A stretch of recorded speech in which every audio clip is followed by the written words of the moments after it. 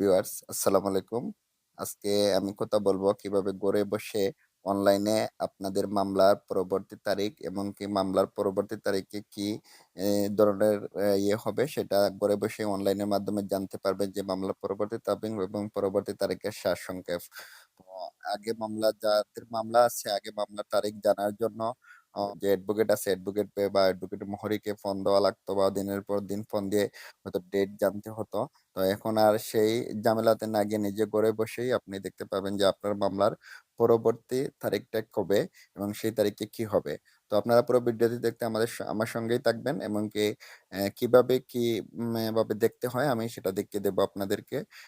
১ম এ আপনারা আপনাদের মোবাইল ডিভাইসে Google এ যাবেন। Google এ যাওয়ার পর সেখানে বাংলাতে লিখবেন মামলার কার্যতালিকায় মামলার কার্যতালিকা বাংলাতে লিখবেন। বাংলাতে লেখার পরে ১ম যে ওয়েবসাইটটি আসবে দেখতে পাচ্ছেন যে ১ম যে ওয়েবসাইট সেই ওয়েবসাইটটিতে আমি টাচ করলাম।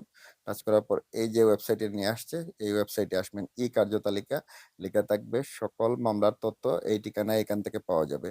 তো এখান থেকে এখানে আসার পরে এই যে দেখতে পাচ্ছেন সেখানে ওয়েবসাইটটি, সেই ওয়েবসাইটটির এখানে এসে আপনারা ইয়ে করবেন, এই যে এখান থেকে বিভাগ ১ম এ লেখা আছে বিভাগ, এখান থেকে বিভাগটা স্ক্রল করে বিভাগটা নিয়ে নেবেন যে বাংলাদেশের মধ্যে আপনি যে বিভাগেই থাকেন না কেন ঢাকা, বরিশাল, চট্টগ্রাম, খুলনা, রাজশাহী, রংপুর, সিলেট যে বিভাগেই থাকেন না কেন সেটা সিলেক্ট করবেন। যেমন আমি সিলেক্ট করলাম সিলেট বিভাগ। সিলেট বিভাগে এখন আমি সিলেট বিভাগের কোন জেলা সিলেক্ট করব সেখানে যাব। সিলেট বিভাগটা সিলেক্ট করার পরে সেই জেলাতে যাব। আমি সিলেট বিভাগের যে মৌলভীবাজার, সুনামগঞ্জ বা হবিগঞ্জ জেলা আছে আমি সেখান থেকে সিলেটকেই সিলেক্ট করে নিলাম। সিলেট জেলা সিলেক্ট করে নিলাম। কোন ধরনের আদালতে আপনার মামলাটি? সেটা কি জজ কোর্টে নাকি জুডিশিয়াল আদালতে নাকি ট্রাইব্যুনালে? যদি সেটা আ জজ কোর্টে হয়ে থাকে তাহলে জজ কোর্ট সিলেক্ট করবেন। যদি সেটা ট্রাইব্যুনালে হয়ে থাকে ট্রাইব্যুনাল সিলেক্ট করবেন। জুডিশিয়াল ম্যাজিস্ট্রেট হলে জুডিশিয়াল ম্যাজিস্ট্রেট সিলেক্ট করবেন। আমি সিলেক্ট করলাম ট্রাইব্যুনালে।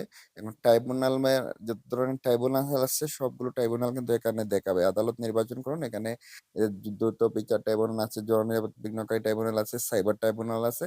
আমি সাইবার ট্রাইব্যুনাল সিলেক্ট করলাম। এখন হচ্ছে গিয়ে ডেট। আপনার চলমান ডেটটা কবে ছিল? যদি আজকের ডেট হয়ে থাকে তাহলে আজকের ডেট দিবেন। গতকালকের ডেট হয়ে থাকলে গতকালকে দিবেন। আমি যেমন দিলাম গতকালকের ডেট ২৬ তারিখের ডেটটা দিলাম। গতকালকে কি মামলা ছিল এই আদালতে।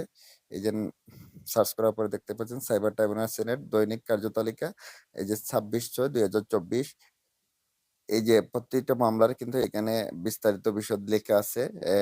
যেমন দেখেন সাইবার পিটিশন মামলার নম্বর ২১/২০২৩ প্রতিবেদন প্রাপ্তি পরবর্তী তারিখ কিন্তু কোনটা সেটা লেখা আছে।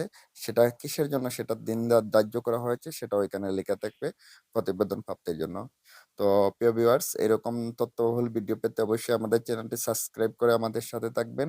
আমরা এরকম বিভিন্ন তথ্যগুলো আপনাদেরকে তুলে ধরার চেষ্টা করব যা আপনারা ঘরে বসেই উপকার পাবেন।